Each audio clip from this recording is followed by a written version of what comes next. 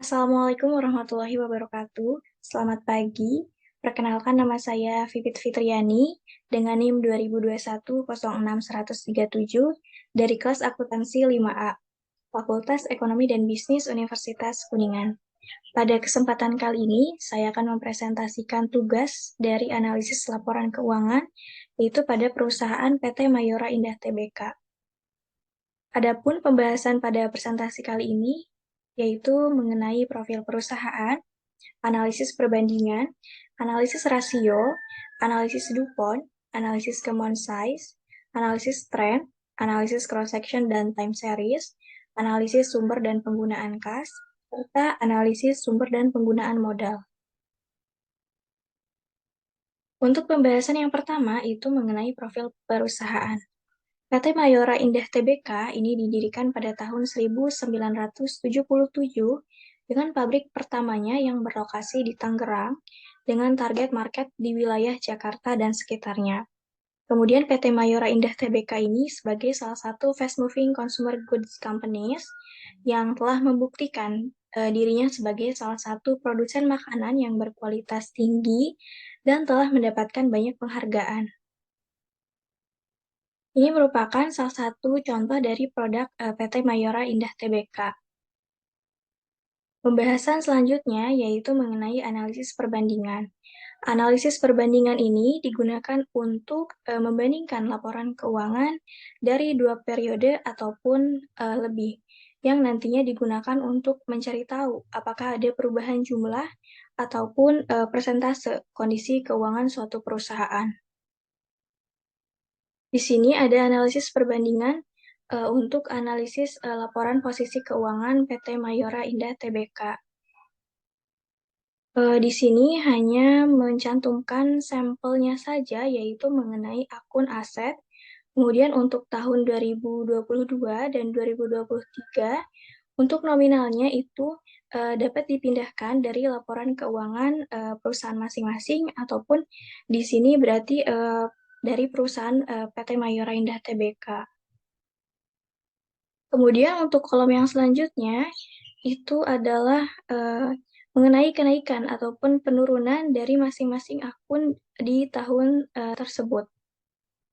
Sebagai contoh, misalkan untuk mencari tahu apakah ada penurunan ataupun kenaikan pada akun persediaan, yaitu cara perhitungannya yaitu dengan persediaan di tahun 2023 dikurangi dengan persediaan di tahun 2022. Untuk di sini terdapat penurunan persediaan di tahun terdapat penurunan persediaan untuk PT Mayora Indah Tbk. Kemudian untuk persentasenya itu dapat dicari dengan penurunan yang terjadi di PT Mayora Indah Tbk itu dibagi dengan persediaan yang tertera pada tahun 2022. Kemudian untuk rasionya yang senilai 0,92 ini didapatkan dari jumlah persediaan yang tersedia di tahun 2023 itu dibagi dengan jumlah persediaan atau jumlah nominal persediaan yang ada di tahun 2022. Kemudian untuk kolom selanjutnya yaitu di sini hanya mencantumkan dari akunnya saja, yaitu ada total aset, total liabilitas, total ekuitas, total liabilitas, dan ekuitas. Dan untuk perhitungan di setiap akun berikutnya, itu sama seperti yang telah tadi dijelaskan. Di sini untuk total aset, itu mengalami kenaikan sebesar 7%, dan untuk total liabilitas, itu mengalami penurunan sebesar 9%, dan untuk total ekuitas, itu mengalami kenaikan sebesar 19%, dan untuk total liabilitas dan ekuitas itu mengalami kenaikan sebesar 7%. Kemudian yang selanjutnya itu ada analisis perbandingan untuk laporan laba rugi PT Mayora Indah Tbk.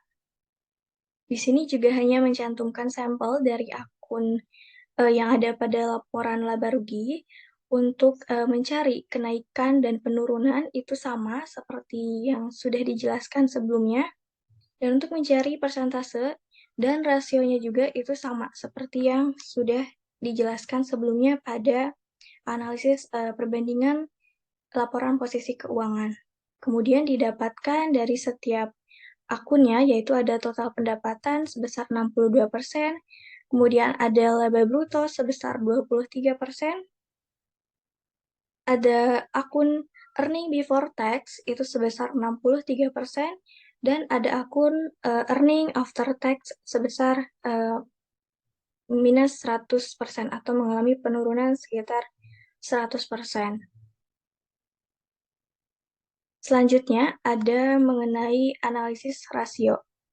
Terdapat beberapa rasio. Di sini ada rasio likuiditas, ada rasio leverage, ada rasio aktivitas, dan yang terakhir itu ada rasio profitabilitas. Untuk yang pertama, ada rasio likuiditas, di mana rasio likuiditas ini dia digunakan untuk mengukur perusahaan dalam memenuhi semua kewajiban finansial jangka pendeknya. Dan di dalam rasio likuiditas itu terdapat beberapa indikator rasio. Ada current ratio, ada quick ratio, ada cash ratio, ada working capital to total asset ratio. Dan dari keempat rasio ini, cara perhitungannya pun berbeda-beda, seperti itu. Semisalkan untuk menghitung current ratio, itu dengan membagi antara aktiva lancar dengan utang lancarnya. Kemudian untuk quick ratio itu dapat menghitung dengan cara kas dikurangi persediaan, kemudian dibagi dengan utang lancar.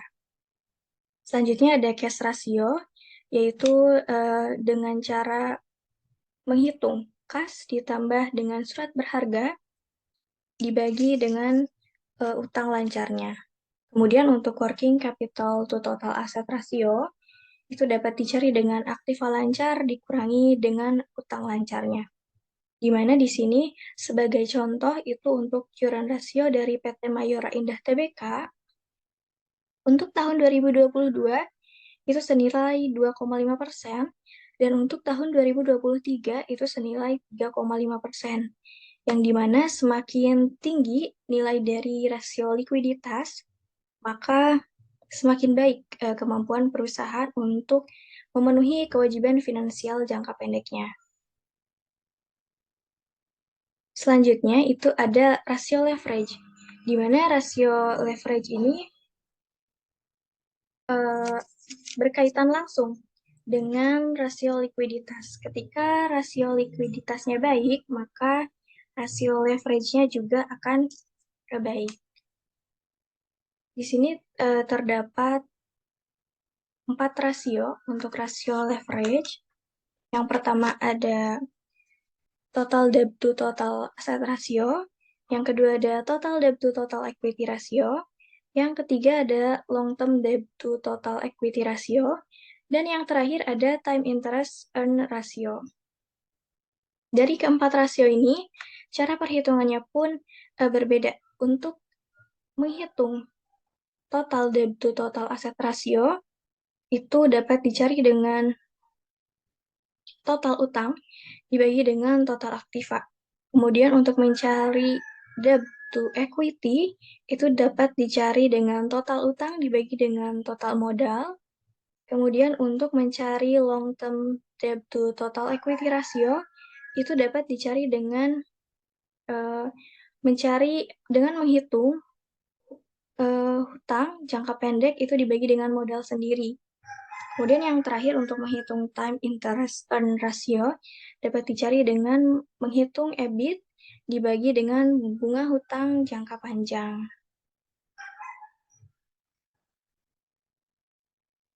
Selanjutnya ada rasio aktivitas, di mana rasio aktivitas ini digunakan untuk mengukur seberapa cepat perusahaan mengubah asetnya menjadi uang tunai ataupun penjualan.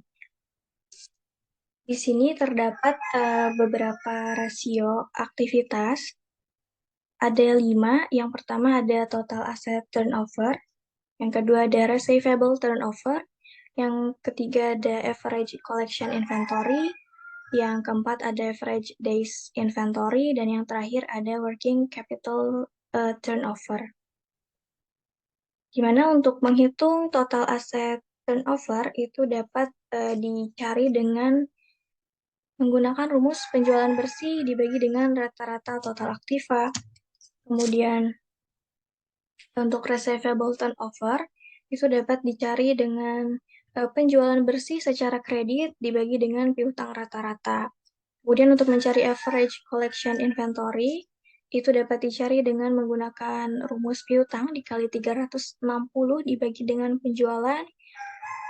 Kemudian untuk mencari average days inventory itu dapat dicari dengan menggunakan rumus persediaan dikali 360 dibagi dengan HPP.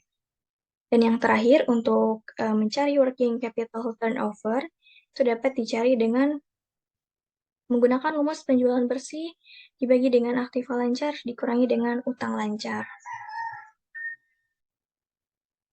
Oh ya, untuk rasio aktivitas ini, semakin tinggi nilai dari rasio aktivitas, maka semakin bagus perusahaan dalam mengatur asetnya.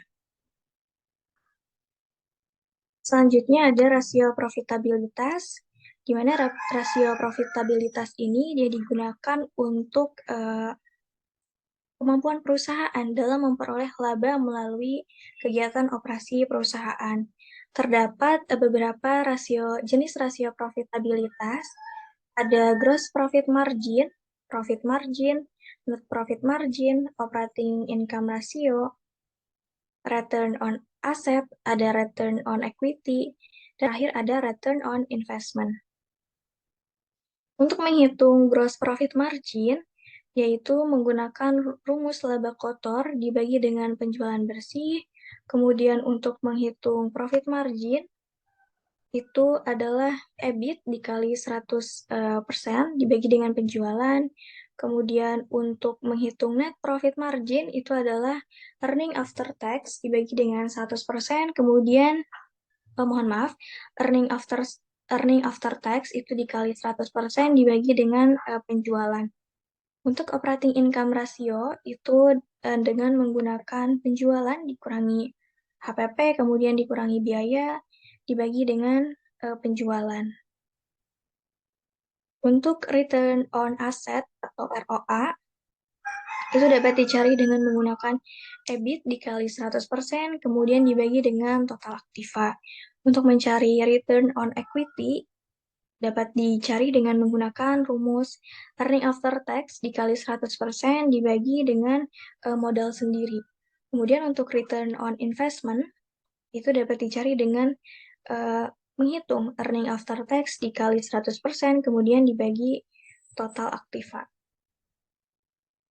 Pada PT Mayora Indah Tbk ini, rata-rata nilai dari rasio profitabilitasnya itu mengalami kenaikan, yang dimana hal tersebut dapat menarik minat dari investor untuk menanamkan modalnya di PT Mayora.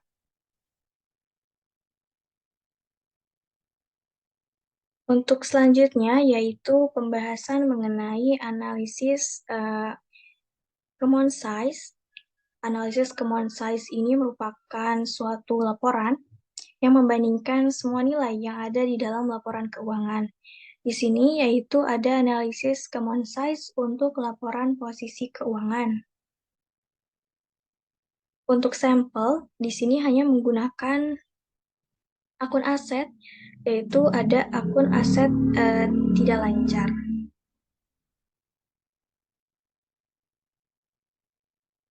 Di mana untuk akun aset tidak lancar ini, di sini terdapat kolom tahun 2022 ini nilai dari masing-masing akun, dan tahun 2023 itu ada nilai dari masing-masing akun. Kemudian untuk mencari nilai common size dari setiap akunnya yaitu dapat dicari dengan semisalkan di sini ada akun aset pajak tangguhan. untuk mencari nilai common size-nya, yaitu dapat membagi akun aset pajak tangguhan itu dibagi dengan jumlah aset. Untuk akun yang lainnya itu sama, berarti setiap akun dibagi atau dibandingkan dengan jumlah aset. Kemudian untuk di bawah ini yaitu mengenai keterangan dari total setiap akun. Ada total aset, di sini jumlahnya 100%, itu total aset untuk akun untuk kolom common size di tahun 2022 itu senilai 100%, dan akun mohon maaf, untuk kolom common size di tahun 2023 itu juga 100%. Kemudian di sini ada total liabilitas, itu senilai 42%, ada total ekuitas di tahun 2022 senilai 58%, ada total liabilitas dan ekuitas senilai 100%. Total liabilitas dan ekuitas senilai 100% ini merupakan penjumlahan dari total liabilitas dan ekuitas di tahun 2022 dengan nominal 42% dan 58%. Untuk tahun 2023 itu total asetnya senilai 100%, kemudian total liabilitasnya itu minus 54%, total ekuitasnya itu senilai 154%, dan total liabilitas dan ekuitasnya itu senilai 100%. Merupakan penjumlahan dari total liabilitas dan ekuitas dari tahun 2023. Dan untuk perhitungan setiap akun untuk mencari common size di laporan posisi keuangan itu perhitungannya sama. Jadi setiap aset itu dibagi dengan setiap akun aset itu dibagi dengan jumlah asetnya. Dan ini analisis common size untuk laporan laba rugi. Untuk analisis common size laporan laba rugi ini juga sama, hanya mencantumkan sampel dari akun laba rugi. Kemudian untuk perhitungannya pun sama, yaitu setiap akun yang ada pada laporan laba rugi itu dibagi dengan penjualan bersih. Tadi di analisis laporan keuangan itu dibagi dengan total aset, tetapi untuk di laporan laba rugi itu dibagi dengan penjualan bersihnya. Untuk perhitungannya kurang lebih sama seperti analisis laporan posisi keuangan, hanya perbedaannya yaitu pembaginya saja. Untuk di analisis laporan posisi keuangan pembaginya total aset, sedangkan di analisis common size laporan laba rugi itu pembaginya adalah penjualannya. Seperti itu. Selanjutnya yaitu analisis tren.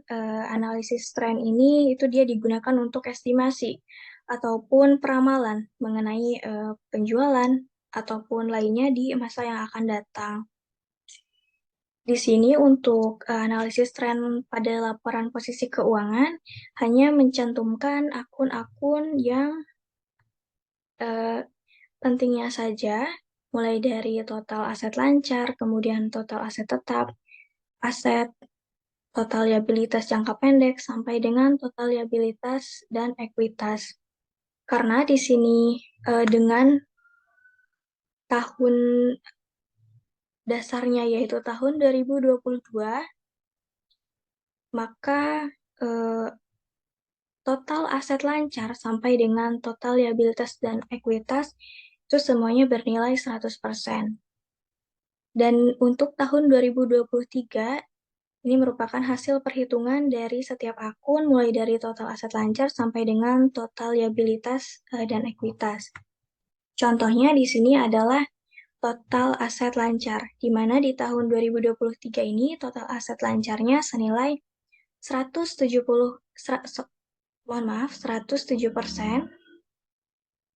di mana hal tersebut berarti mengalami kenaikan sebesar 7% dari tahun 2022, yaitu dari 100% di tahun 2023 menjadi 107%.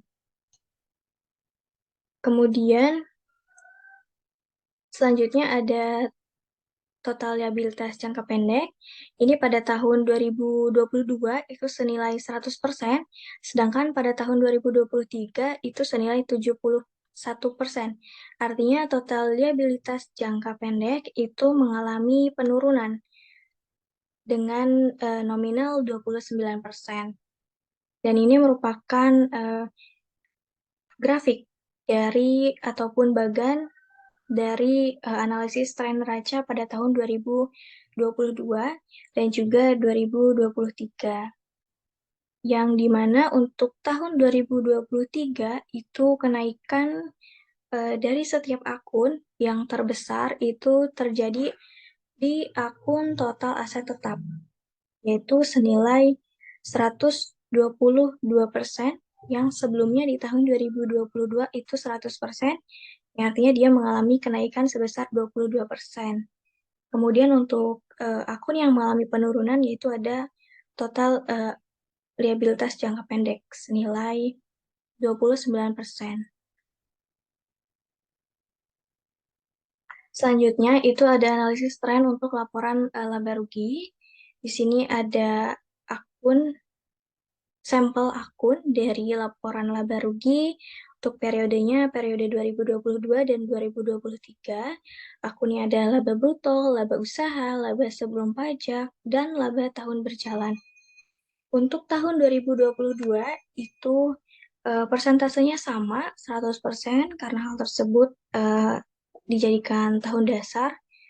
Yang selanjutnya ada tahun 2023 itu di mana rata-rata dari setiap akun yang ada pada laporan laba rugi ini mengalami kenaikan pada tahun 2023. Dan kenaikan yang cukup tinggi itu terjadi pada akun laba usaha, yaitu mengalami kenaikan sebesar 77%.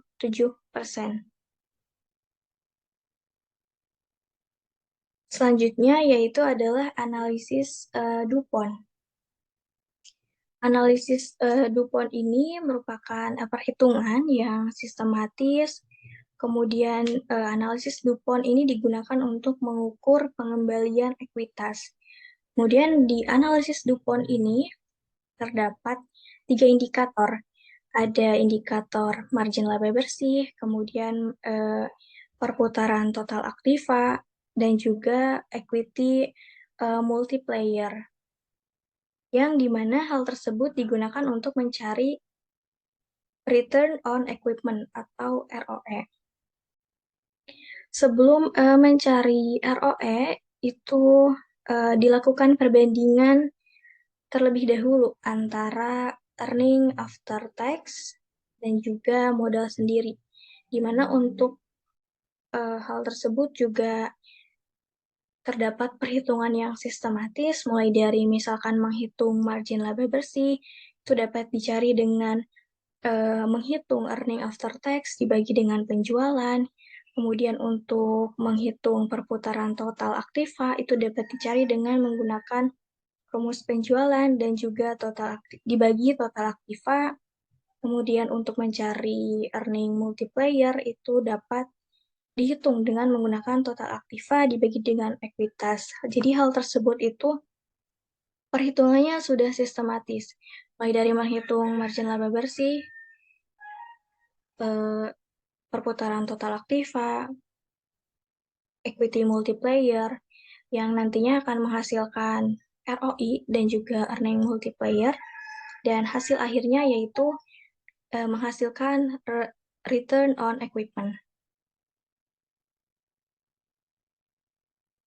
Sebelumnya ini analisis DuPont tahun 2022 PT Mayora Indah Tbk, dan ini analisis DuPont tahun 2023 PT Mayora Indah Tbk. Untuk perhitungannya pun sama, jadi perhitungan ini dilakukan secara sistematis mulai dari menghitung margin laba bersih, kemudian nanti perputaran total aktiva. Jadi dilakukan perhitungan dengan indikator-indikator yang ada pada akun-akun sebelumnya. Selanjutnya ada analisis cross-section, di mana sebelum menghitung analisis cross-section, itu terdapat beberapa informasi yang harus dicari terlebih dahulu. Di antaranya yaitu adalah ROA dan juga nilai buku. Kemudian untuk analisis cross-section ini adalah membandingkan perusahaan dengan perusahaan lain ataupun industri lainnya. Dalam hal ini membandingkan perusahaan yaitu PT Mayora Indah Tbk dengan 4 perusahaan lainnya ataupun industri lainnya yang sejenis untuk tahun 2022 dan 2023. Sebelum mencari ataupun menghitung analisis cross-section, kita membutuhkan informasi yaitu ROA dan juga nilai buku. Untuk ROA itu sudah dapat dicari di laporan keuangan ataupun lainnya. Kemudian untuk nilai buku itu dapat dicari dengan membagi ekuitas dengan saham yang beredar. Kemudian ini untuk informasi untuk saham yang beredar pada setiap perusahaan di tahun 2022 dan juga 2023.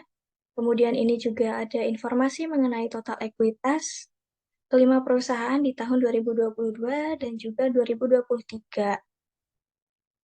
Setelah mengetahui informasi ekuitas dan saham yang beredar, maka langkah selanjutnya adalah menentukan nilai buku dengan membagi ekuitas dan saham yang beredar pada masing-masing perusahaan. Setelah didapat nilai buku dan ROA, langkah selanjutnya yaitu melakukan perhitungan. Di sini untuk perhitungan yang pertama itu adalah dengan mentotalkan jumlah ROA dan nilai buku dari perusahaan. Yang pertama ada PT Mayora Indah Tbk, ada PT Nippon Indosari Korprindo Tbk, ada PT Siantar Top Tbk, ada PT Sariguna Primatira Tbk, dan yang terakhir ada PT Era Mandiri Cemerlang Tbk.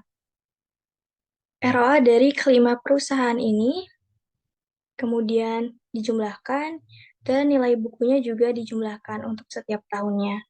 Untuk selanjutnya yaitu menghitung rata-rata aritmatika. Untuk menghitung aritmatikanya yaitu dengan cara total ROA dari keseluruhan perusahaan ini dibagi dengan banyaknya perusahaan. Dalam hal ini berarti 49,61% dibagi dengan 5 perusahaan. Itu hasilnya 9,9%. Kemudian untuk nilai buku pun sama, itu total nilai buku dibagi dengan banyaknya perusahaan. Selanjutnya yaitu menghitung rata-rata tertimbang.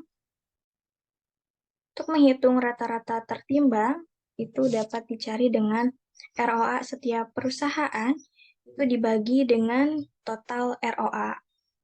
Contohnya di sini untuk nilai dari 0,18 itu didapat dari ROA PT Mayora Indah Tbk dibagi dengan total ROA, yaitu senilai 49,61%, yaitu hasilnya 0,18. Kemudian untuk nilai buku pun sama, itu dapat melakukan perhitungan dengan nilai buku masing-masing perusahaan dibagi dengan total nilai buku. Kemudian untuk selanjutnya rata-rata tertimbang itu dijumlahkan menghasilkan 0,99 dan untuk nilai bukunya itu senilai 1. Selanjutnya untuk menghitung median ataupun nilai tengah. Untuk menghitung median itu dapat dicari dengan mengurutkan contohnya di sini untuk mencari median dari ROA yaitu dengan mengurutkan ROA dari setiap perusahaan mulai dari ROA yang terkecil hingga ROA yang terbesar, kemudian dicari nilai tengahnya. Di sini didapatlah 10,5%. Untuk nilai buku pun sama, yaitu adalah dengan mengurutkan nilai buku dari setiap perusahaan, mulai dari yang terbesar, kemudian yang terkecil, Kemudian didapatlah nilai tengahnya yaitu 387. Untuk modus di sini tidak ada.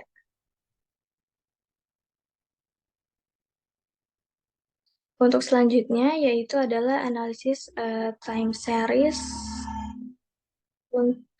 Untuk analisis time series ini adalah perbandingan antara ROA dari setiap masing-masing perusahaan dengan ROA industri pada tahun 2022 dan juga 2023.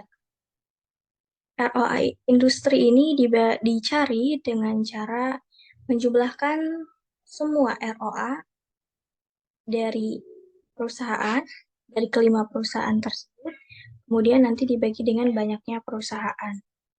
Kemudian ini merupakan gambaran dari ROA masing-masing perusahaan dan juga ROA industri, di mana di sini ada nilai tertinggi yaitu sebesar 66% untuk tahun 2023, yaitu PT Era Mandiri Cemerlang dengan ROA-nya 66%, itu lebih tinggi daripada ROA industri di tahun 2023 sebesar 23%.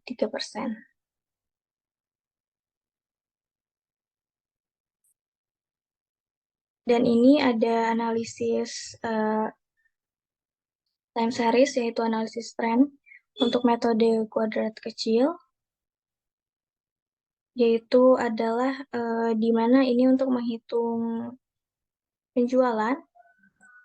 Di sini ada data penjualan tahun 2022 dan juga 2023. Kemudian ada kode tahun, ini dimulai dengan angka -1 untuk tahun 2022 dan angka 1 untuk tahun 2023. Kemudian kolom X dikali Y itu didapat dengan cara mengalihkan kode tahun dikali penjualan. Kemudian untuk X2-nya itu merupakan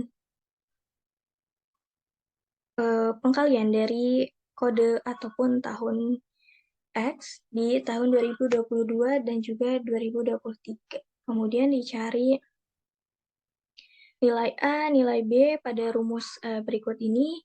Tinggal dimasuk-masukkan saja nominal yang sudah ada pada kolom. Kemudian diperoleh persamaan trennya yaitu sama dengan Y sama dengan A plus BX, di mana Y-nya ini sama dengan nominal penjualan ditambah dengan A ditambah B dan juga dikalikan dengan kode tahunnya ataupun tahun X. Maka didapatlah data penjualan pada tabel berikut ini. Hasil penjumlahan dari persamaan yang telah diperoleh tadi. Di mana untuk gambaran pada bagan berikut ini juga terjadi peningkatan penjualan di tahun 2022 dan juga 2023. Untuk selanjutnya yaitu adalah analisis sumber dan penggunaan kas. Analisis sumber dan penggunaan kas ini pada PT Mayora Indah Tbk. Kemudian di sini juga hanya mencantumkan sampel dari beberapa akun yang ada, akun-akun penting yang ada pada laporan posisi keuangan. Di sini ada akun aset lancar sampai dengan total liabilitas dan ekuitas. Kemudian untuk kolom selanjutnya itu adalah penurunan ataupun kenaikan atas jumlah dari akun tersebut. Tinggal mengurangi, misalkan jumlah aset lancar pada tahun 2023 itu dikurangi dengan aset lancar pada tahun 2022. Di sini untuk aset lancar itu mengalami penurunan sekian. Dan untuk yang akun yang lainnya pun sama, tinggal membandingkan akun tersebut pada tahun 2023 dengan tahun sebelumnya. Hasilnya nantinya apakah ada kenaikan ataupun penurunan. Untuk yang selanjutnya yaitu adalah analisis sumber dan penggunaan modal kerja. Yang di sini pada PT Mayora Indah Tbk. Kemudian akun yang digunakan pun untuk menghitung analisis sumber dan penggunaan modal kerja itu ada dua akun, ada total aset lancar dan juga liabilitas jangka pendek. Kemudian untuk menghitung kenaikan ataupun penurunan dari masing-masing akun tersebut, itu semisalkan total aset lancar pada tahun 2023 itu dikurangi total aset lancar pada tahun 2022. Maka itu akan menghasilkan kenaikan ataupun penurunan total aset lancar. Di sini yaitu terjadi penurunan total aset lancar. Kemudian untuk liabilitas jangka pendek pun itu sama perhitungannya. Dan untuk modal kerja itu dibagi dua, ada modal kerja kuantitatif dan juga modal kerja kualitatif. Untuk mencari modal kerja kuantitatif tahun 2022, itu dapat dicari dengan di sini modal kerja itu sama dengan aktiva lancar dengan nominal sekian. Kemudian untuk modal kerja kualitatif untuk tahun 2022 itu dapat dicari dengan menghitung aktiva lancar dikurangi dengan hutang lancar pada tahun 2022. Begitupun untuk menghitung modal kerja kuantitatif dan kualitatif di tahun 2022 dan 2023. Baik, untuk yang selanjutnya yaitu pembahasan mengenai analisis break-even point. Sebelum menghitung analisis break-even point, itu dibutuhkan beberapa informasi, mulai dari penerimaan total, biaya tetap, biaya variabel, biaya total, dan juga keuntungan ataupun kerugiannya. Di sini sebagai sampel itu dicontohkan dari jumlahnya saja, tidak setiap rinciannya, dan untuk setelah menemukan penerimaan total, biaya tetap, biaya variabel, untuk selanjutnya yaitu menghitung biaya total, di mana biaya total ini didapat dari biaya tetap ditambah dengan biaya variabel. Hasilnya itu biaya total. Kemudian, langkah selanjutnya adalah menghitung keuntungan, di mana untuk menghitung keuntungan ini adalah dengan cara menghitung penerimaan total dikurangi dengan biaya total. Itu hasilnya berupa keuntungan senilai sekian. Dan selanjutnya itu tinggal memindahkan informasi mulai dari penerimaan total, biaya tetap, biaya variabel, dan langkah selanjutnya adalah menghitung contribution margin ratio. Di mana menghitung contribution margin ratio itu dapat dicari dengan menggunakan rumus 1 dikurangi dengan biaya variabel itu dibagi dengan penerimaan total. Hasilnya 0,76. Untuk tahun 2022. Untuk 2023 pun itu sama. Selanjutnya itu menghitung break-even point dalam rupiah. Di mana untuk menghitung break-even point itu adalah dengan menggunakan rumus biaya tetap itu dibagi dengan contribution margin rasionya. Seperti itu. Baik, kesimpulan pada pemaparan materi kali ini yaitu adalah setiap organisasi ataupun perusahaan pastinya membutuhkan analisis laporan keuangan sebagai bahan pertimbangan pengembalian keputusan. Dan hasil dari analisis ini itu dapat digunakan sebagai bahan pertimbangan, mengetahui kelemahan dan kelebihan perusahaan, serta menentukan langkah yang tepat sebagai strategi untuk rencana perusahaan di masa yang akan datang. Sekian presentasi yang dapat saya sampaikan. Kurang lebihnya mohon maaf. Ditutup. Wabillahi taufiq wal hidayah. Wassalamualaikum warahmatullahi wabarakatuh.